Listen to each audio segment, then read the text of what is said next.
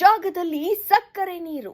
ಇಂಡಿ bus ನಿಲ್ದಾಣದಲ್ಲಿ ಅಧಿಕಾರಿಗಳದ್ದೇ ಕಾರುಬಾರು.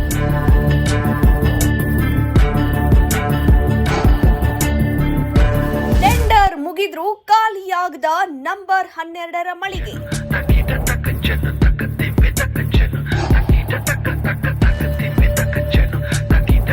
ಪಾಟೀಲ್ ಆಗ್ರೋದೊಂದಿಗೆ ಅಧಿಕಾರಿಗಳ ರಹಸ್ಯ ಒಪ್ಪಂದವೇನು?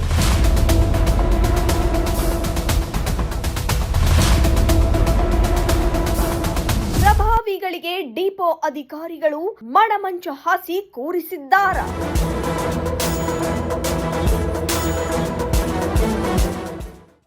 ಎಸ್, ಇಂಡಿ ಬಸ್ ನಿಲ್ದಾಣದ ಒಳಭಾಗದಲ್ಲಿರೋ ಆ ಸಕ್ಕರೆ ನೀರು, ಆ ಮಳಿಗೆಯ ಟೆಂಡರ್ ಮುಗಿದು ಹಲವು ತಿಂಗಳುಗಳೇ ಕಳೆದಿವೆ. ಆದರೂ ಆ ಜಾಗ ಖಾಲಿಯಾಗಿಲ್ಲ ಯಾಕೆ?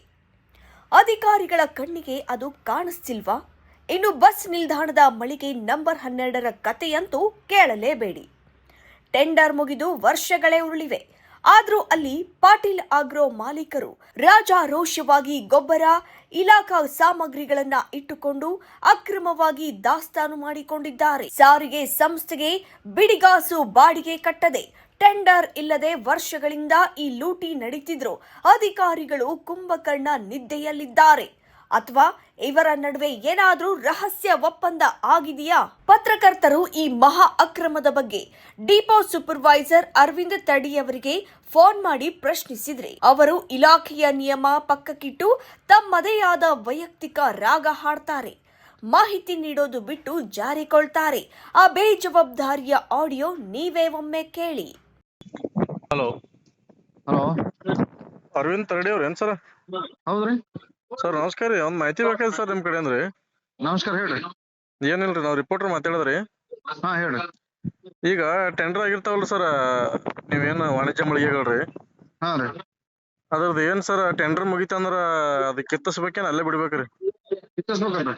ಕಿತ್ತಿಸ್ಬೇಕ್ರಿ. ಹಾ ರೀ. ಈಗ ಇಂಡಿ ಒಳಗ್ ಕೆಲವೊಂದ್ ಹಂಗೆ ಅದಾವ್ರಿ ಸರ್, ಕಿತ್ಸಿಲ್ಲಲ್ರಿ. ಯಾರು ಅದಾವ್ರಿ? ಈಗ 12 ನಂಬರ್ ಒಂದ್ರಿ, ಸಿಹಿ ನೀರಿಂದ ಒಂದ್ರಿ, ಸಕ್ಕರೆ ನೀರಿಂದ ಒಂದ್ರಿ. ಅದು ಕಿತ್ತಿಸ್ತೇವ್ರಿ, ತೆಗಿಯತ್ ಹೇಳಿದೇವ್ರಿ. ಅವ್ರು ಒಂದ್ 3-4 ದಿವಸ ಟೈಮ್ ಕೇಳ್ಯಾರ, ತೆಗಿಸ್ತೇವ್ರಿ. ಈಗ ಮುಗಿದ ಎಷ್ಟ್ ದಿನ ಆಯ್ತ್ರಿ ಸರ್? ಅದು ಸುಮಾರು 1 ವರ್ಷಗಳಿಂದ 12 ನಂಬರ್ ಅಂಗಡಿ ಟೆಂಡರ್ ಆಗಿಲ್ರಿ. ಯಾವ್ದ್ರಿ? 12 ನಂಬರ್. 12 ನಂಬರ್ ರೀ. ಅದಕ್ಕ ಮತ್ತೆ ಯಾರು ಬೇಡಿಕೆ ಈಗ ಟೆಂಡರ್ ರೀಟೆಂಡರ್ ಕರಿತದಲ್ರಿ. ಹಾ ಹಾ, ರೀಟೆಂಡರ್ ಕರ್ದಕ್ರ ಅವ್ರೇ ಹೊಳ್ಳಿ ಹಾಕದ್ರಂದ್ರ ಅವ್ರಿಗೆ ಆತಂದ್ ಇಟ್ಕೊಂಡ್ ಕೂತಿರ್ತಾವ್ರಿ. ಅಲ್ಲಿ ಮತ್ತವ್ರ ಮತ್ತವ್ರ ಟೆಂಡರ್ ಐತಲ್ಲ ಹಿಡಿದ್ರಲ್ರಿ, ಕಿತ್ಸ್ಬಿಡ್ತೇವ್ರಿ. ಈಗ ಆ ರೀತಿ ರೂಲ್ಸ್ ಅದ ಏನ್ ಸರ್ ನೀವ್ ಹೇಳಿದ್ರೆ ಮಾಡೋದು? ಯಾವ್ದ್ರಿ? ಈಗ ನೀವ್ ಹೇಳಿದ್ರಲ್ರಿ ಅವರೇ ಟೆಂಡರ್ ಹಾಕ್ಬೋದು ಅಂತ ಬಿಟ್ಟಿದೇವ್ ಅಂತೇಳಿ. ಹಾ ರೀ. ಈಗ ಪಾಟೀಲ್ ಆಗ್ರಹದವ್ರು ಈಗೇನ್ ಅದಾರಲ್ರಿ, ಅವ್ರ ಮಟೀರಿಯಲ್ ಅದಾರ ಒಳಗೆ ಸದ್ರಿ. ಹಾ ರೀ, ಸದ್ಯಾಕ್ರಿ. ಈಗ ಮತ್ತೆ ಅವ್ರ ಕಡೆಯಿಂದ ಬಾಡಿಗೆ ತಗೋತೀರಿ ಏನ್ರಿ? ಹಲೋ, ಬಾಡಿಗೆ ತೊಗೊಳಲ್ರಿ. ಅವ್ರ ಅಂಗಡ್ಯಾಗ ಈಗ ಅವ್ರ ಅಂಗಡಿ ಇಟ್ಟು ಚಲ್ತಿ ಯಾವ್ದು ಇರ್ತೋ ಆ ಅಂಗಡಿ ಇಟ್ಟು ಅದು ಖಾಲಿನೇ ಮಾಡ್ಬೇಕ್ರಿ ಅದು.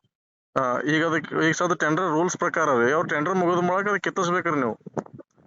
ಕಿತ್ತಿಸ್ಬೇಕ್ರಿ. ಈಗ ಏನಾಗ್ಯದ ಸರ ನಿಮ್ಗೆ ಹೇಳ್ರಿ, ಅವು ಹೊಸವು ಜಾಗ ಅವ್ರು ರೆಡಿ ಮಾಡ್ಕೊಂಡಿದ್ದದ, ಕರ್ಸ್ ಹಾಕಿ ಎಲ್ಲಾ ರೆಡಿ ಮಾಡ್ಕೊಂಡಿದ್ದರಿ. ಒಳ್ಳೆ ಈಗ ರೀಟೆಂಡರ್ ಕರೆದ್ರ ಅವ್ರೇ ಹಾಕದ್ರಂದ್ರ ಮತ್ ಅವ್ರಿಗೆ ಆಗ್ಬಿಡ್ತದೆ ಕಿತ್ತಿಸೋದು ತೆಗಿಯೋದು. ಈಗ ಎಲ್ಲರಿಗೂ ಹಂಗೆ ಅವಕಾಶ ಕೊಟ್ಟದ್ರಿ. ಅವ್ರ ಒಬ್ರಿಗೆ ಅಂತ ಹೇಳಿ ಏನಿಲ್ರಿ. ಈಗ ಅವು ಬಡ್ಡೆನೆಲ್ಲ ಲಕ್ಷ ಗಟ್ಲೆ ಖರ್ಚು ಮಾಡಿ ಮಾಡ್ಕೊಂಡಿರ್ತಾರ್ರಿ. ಯಾಕಂದ್ರ ಅದು ಬಾಳ ಗಾರ್ ಇತ್ರಿ. ಗಾರ್ ಇದ್ದಿದ್ರಿಂದ ಅವಕ್ಕ ಒಂದು ಅದು ಇದು ಶೆಡ್ ಹೊಡಿಬೇಕು, ಬಡ್ಡೆ ಗರ್ಸ್ ಹಾಕೋಬೇಕಂತ 1 ಲಕ್ಷ ರೂಪಾಯಿ ಖರ್ಚು ಮಾಡ್ಯಾರ.